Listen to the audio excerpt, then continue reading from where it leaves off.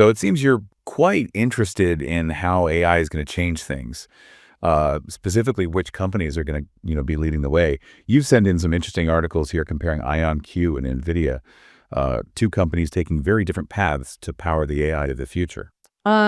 Yes, definitely an exciting space to be watching right now. Ever since, well, ChatGPT came on the scene, it feels like everyone's talking about AI. I mean, for good reason.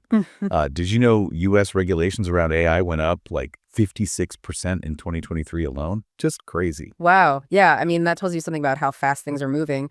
It also kind of underscores why investing in the right AI companies now could be huge. Let's take IonQ first. They made a pretty, I'd say, bold move by focusing on, quantum computing. Right, yeah, and quantum computing, it's completely different from the traditional computers we use today. It uses subatomic particles instead of transistors to make calculations. So this could give them a massive speed advantage, especially for those really complex tasks that AI needs.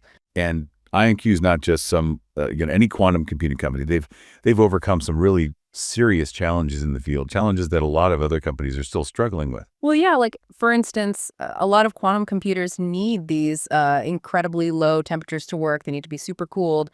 But IonQ systems can run at room temperature, so that's a huge deal for, actually using these things in the real world. Absolutely, and they've already got some pretty big clients too, like Oak Ridge National Laboratory. They're using IonQ's tech to modernize the U.S. power grid, which is pretty incredible when you think about it. Yeah, that's a real world impact right there. And they just recently acquired Kubitek, which is a quantum networking company. That hints at a bigger strategy, I think, where they're aiming to create these networks of quantum computers, much like today's most powerful AIs, which rely on these massive interconnected systems. That's pretty fascinating, I gotta say. Now, let's shift gears to Nvidia. They're kind of the undisputed champion of the semiconductor world right now. Yeah, absolutely. NVIDIA's GPUs or graphics processing units have basically become essential for, for pretty much any AI development these days.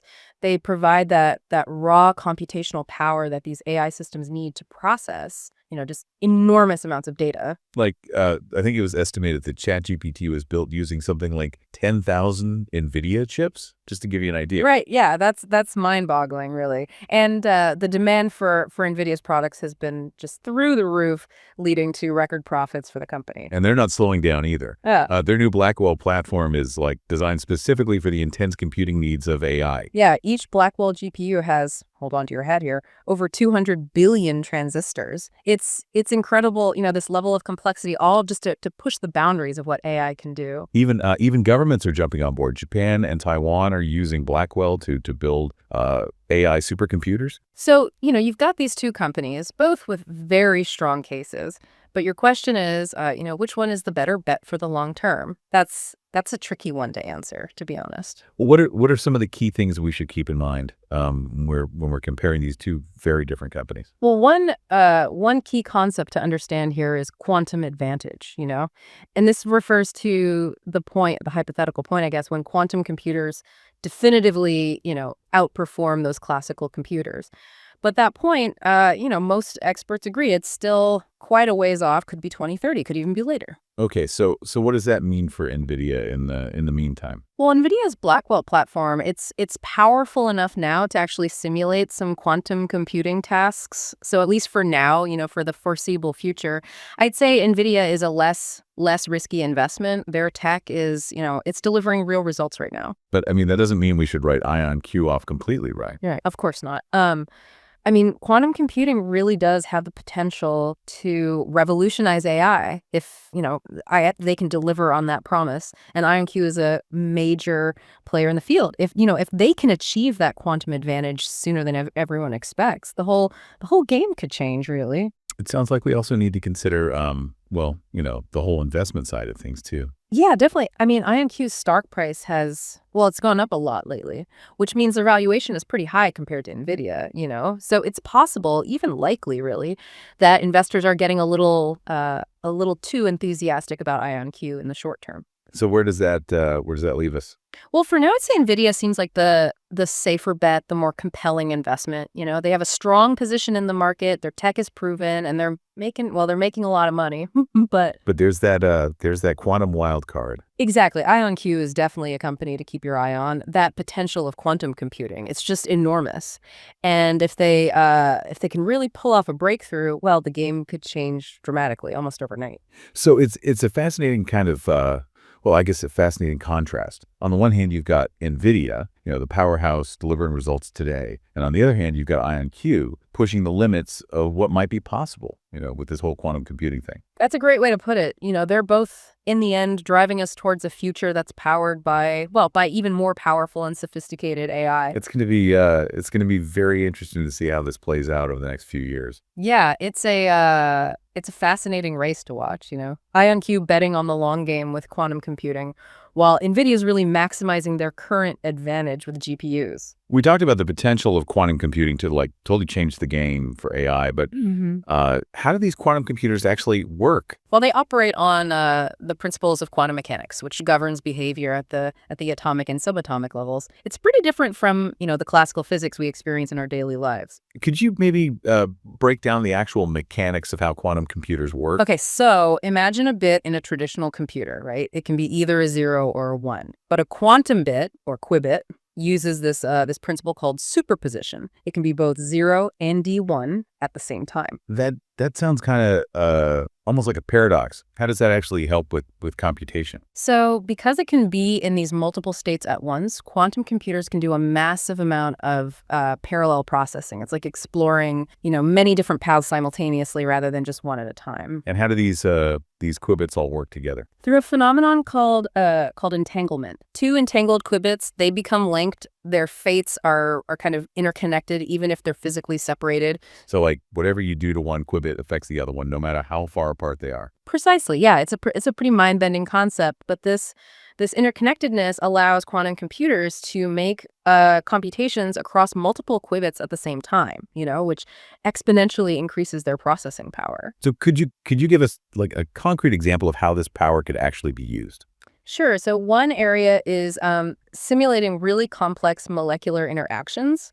With quantum computers, we could see breakthroughs in, things like drug discovery or materials science, because they can map these interactions with a level of precision that we just can't achieve with classical computers. So it's like a total game changer for any field that needs to understand these really, really complex interactions. Yeah, exactly. I mean, cryptography, optimization problems, you name it. The potential applications of quantum computing they're pretty vast and pretty exciting, to be honest. But what are some of the roadblocks, I guess, to actually developing and scaling these quantum computers? Well, one of the biggest challenges is actually maintaining those delicate quantum states of the qubits. They're incredibly sensitive to, things like temperature changes or electromagnetic interference, anything like that. And so even the slightest disturbance can mess things up and cause errors. Exactly. And the other big hurdle is the limited number of qubits that we can actually control and entangle reliably.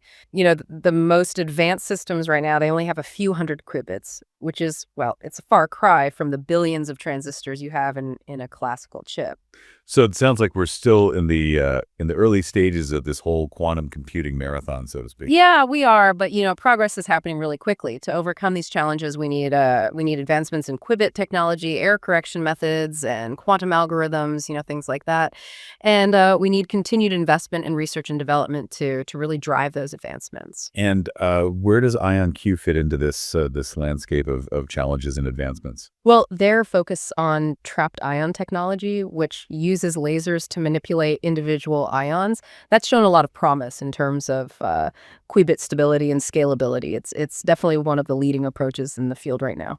And their acquisition of Qubit Tech. That seems pretty significant strategically. Oh, absolutely. Building those interconnected quantum systems, which is what Qubitech allows them to do, that's a crucial step towards, making quantum computers more powerful and more practical. They're really they're building the infrastructure for a quantum future, you could say. But we can't forget about Nvidia. They're kind of a powerhouse in traditional computing. They're not just going to sit around, and watch this quantum revolution happen. Right. And their Blackwell platform, as we discussed, it's incredibly powerful. It can even simulate certain quantum computing tasks. which gives them a pretty significant edge right now while quantum computers are still in those early stages of development.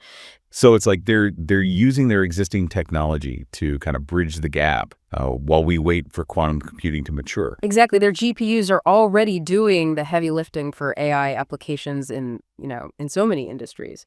They have a really strong foothold in the market right now. But I mean, simulating quantum computing it's not the same as having those true quantum capabilities, right? You're right. Yeah, some problems, especially those that really require that unique power of quantum computers, they're going to remain beyond the reach of even the most advanced simulations. So it's kind of this race, right, between companies like IonQ who are pushing the boundaries of quantum computing and those traditional chip makers like Nvidia, Yeah. who are doing the best they can with existing technology. It's a really interesting dynamic for sure. They're both in their own way propelling us towards this future where AI is, just incredibly sophisticated and impactful. And it's not just a technological race either. The rise of AI, it has societal implications as well. Oh, absolutely. I mean, it's sparking both excitement and concern about how it's going to impact pretty much every aspect of our lives.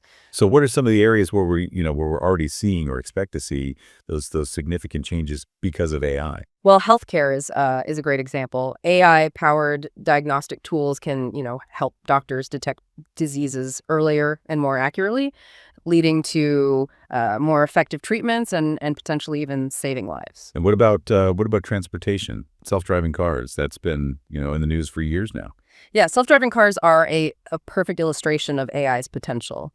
By using AI algorithms, we could reduce traffic accidents and make roads safer. And the implications there are, they're far-reaching. They affect everything from urban planning to how we get around on a daily basis. Education is another area where AI could have a huge impact. Oh, for sure. Imagine these personalized learning platforms that adapt to each student's individual needs, providing tailored instruction and support. It could totally revolutionize how we learn and teach. I mean, the possibilities seem almost endless. Yeah. But we can't ignore the potential downsides of a technology this powerful. Yeah, absolutely. I mean, there are legitimate concerns about job displacement, for example, as AI systems become capable of automating tasks that humans currently do. Certain industries and job sectors are going to have to adapt for sure. And what about bias? I mean, AI algorithms are trained on data, and if that data is biased, then the results are going to perpetuate those existing inequalities. That's a critical issue, definitely. We need to make sure that AI systems are developed and deployed ethically and responsibly. We have to be aware of those potential biases and really work proactively to mitigate them. So it's not just about advancing the technology; it's also about guiding its development and its application in ways that benefit everyone, right? Absolutely. We have to address these concerns head on. We need collaboration between policymakers, researchers, industry leaders, everyone really, to establish clear guidelines and regulations for how AI is developed and used. And we need to prepare for the changes that AI is inevitably going to bring to the workforce. Absolutely. We need to invest in education and training programs, to give people the skills they're going to need in a future where AI is a major part of the equation. We need to make sure that everyone has the opportunity to thrive in this new landscape. It's a complex challenge for sure. Trying to navigate the potential benefits and the risks of something like AI, but it's also a remarkable opportunity. It is. It's an era of, unprecedented technological innovation, and we have the chance to really shape it in a way that benefits all of us. So we've talked about the complexities of quantum computing, the Mhm. competition between IonQ and Nvidia, and the broader societal implications of AI. Mhm. So what are your final thoughts on the future of AI, its trajectory and its impact on all of us? I believe AI has the potential to really transform our world. I mean, it's going to touch almost every aspect of our lives. That's a pretty powerful statement. Mhm. But realizing that potential, it means we need to carefully consider both the opportunities and the challenges. We have to approach this with a balanced perspective, of fostering innovation while at the same time addressing those ethical considerations. Collaboration and a real commitment to responsible development. Those are going to be key to navigating this new territory. It's a journey full of unknowns, but also full of incredible full potential. I agree. Yeah, it's a really exciting time to be alive, witnessing these changes unfold. But it's also a time for thoughtful reflection and decisive action. We need to make sure that the AI powered future we're building is one that we can all be proud of. Yeah, it really is. It speaks to that human drive to keep pushing the limits. And it also kind of highlights how important it is to approach these advancements carefully. Right. We need to be enthusiastic about what AI can do, but also, thoughtful about how we develop it and use it. It's how to benefit all of humanity, not just a select few. Yeah, it's good to remember that technology is a tool at the end of the day, and like any tool, it can be it can be used for good or for bad. It's our responsibility to guide its development. Make Mm. sure it aligns with our values, with what we want for the future. Mm. It's definitely a complex challenge, but it's one that we can't ignore. The stakes are pretty high, I'd say, and the choices we make today are going to have a pretty big impact on the world we create tomorrow. It's an exciting time to be alive, to witness these changes happening. But it's also a time for some serious reflection, for taking action. Right. We have to ensure that the AI powered future we build is one that we can all be proud of. Well said. It's been a really fascinating conversation, I got to say. Covering everything from quantum computing to the competition between these two companies, IonQ and Nvidia, and then all the broader societal stuff too. It's been a pleasure to explore all this with you. Thanks for sharing your insights. Thanks for having me. Goodbye, and see you in the next video.